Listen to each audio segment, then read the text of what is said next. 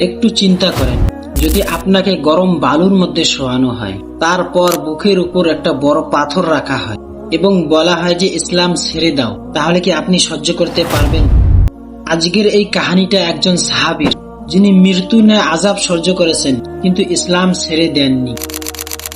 এটা ওই সময়ের কথা যখন মক্কা ইসলামের দাওয়াত শুরু হয়েছিল, আর যারা আল্লাহ এবং আল্লাহর রসুলের প্রতি ঈমান নিয়ে এসেছিল তাদেরকে এভাবে শক্ত আযাব দেওয়া হয়েছিল। হযরত বিলাল একজন গোলাম ছিলেন। তিনি যখন ইসলাম গ্রহণ করলেন, তার মালিক উমাইয়া বিন খালফ রাগে পাগল হয়ে গিয়েছিল।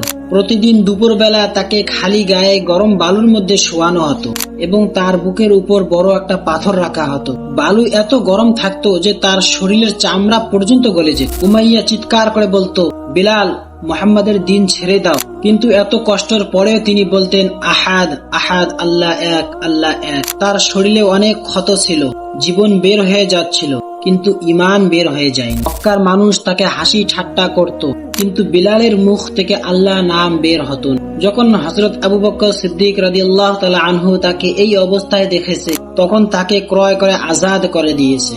একটু চিন্তা করে দেখেন, যে বিলাল একসময় এত কষ্ট সহ্য করত, সামনে গিয়ে সেই বিলাল ইসলামের সর্বপ্রথম মুয়াজ্জিন হয়েছে।